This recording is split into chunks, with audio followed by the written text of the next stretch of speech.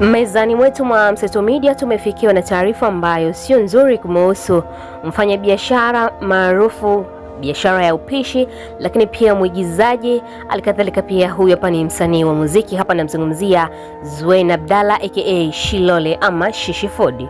Vilio na simanzi vilitanda kwa familia yake, wakiwemo watoto wake na watu wa karibu baada ya taarifa hizi kuweza kutolewa. Nikukumbusha unaitazama Mseto Media kwa sasa, hakikisha umebonyeza maneno subscribe yaliyoandikwa chini ya video hii. Baada ya hapo itakujia alama ya kengele, ibonyeze ili usiwe unapitwa na taarifa zetu.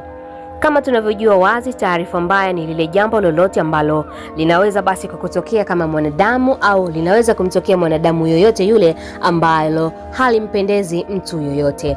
Inawezekana ikawa ni kifo, msiba, majanga, ajali, maradhi na kadhalika. Sasa mezani mwetu tumefikiwa na taarifa ambayo sio nzuri au ya kupendeza kwa wale wafuasi wa msanii Shilole. Taarifa ni kwamba msanii Shilole amepata ajali mbaya ya gari iliyompelekea kukimbizwa hospitalini kwa ajili ya uangalizi maalum.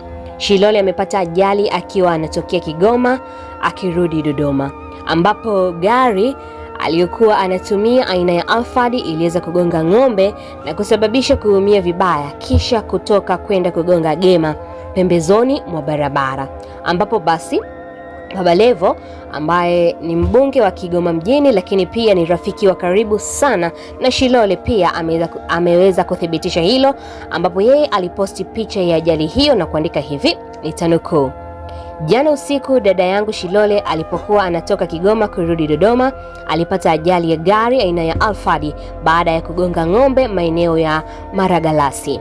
Tunafuatilia afya yake kwa ukaribu, kwa sasa anaendelea kupata matibabu Tabora. Taarifa za kutaka kujua hali yake zaidi, tulijulishwa kuwa yupo kwenye uangalizi maalumu wa daktari Tabora na baadaye watatupa taarifa. Mashuhuda wanasema ajali ilikuwa kubwa kwani gari iligonga gema kwa kasi. Kwa taarifa zaidi juu ya Shilole tunaendelea kufuatilia na tutakuletea hapa ndani ya Mseto Media. Pole kwa Shilole, lakini pia unaweza kuacha maoni yako hapo kwenye comment section ukimtakia afya njema Shilole, na hakika basi Mwenyezi Mungu atamjalia. Baada ya taarifa ya ajali ya Shilole, maswali mengi basi yameweza kuibuka, na hii ni baada ya watu kuonekana siku hizi basi kuweza kutokujali matatizo ya wasanii kabisa. Kwani kwenye posti ya ajali ya Baba Levo kuna watu wanauliza, vipi ng'ombe anaendeleaje? Isiwe tu ng'ombe kafa, mwingine anaandika gari lilipona na kadhalika, na sio kule tena kujali utu wa mtu.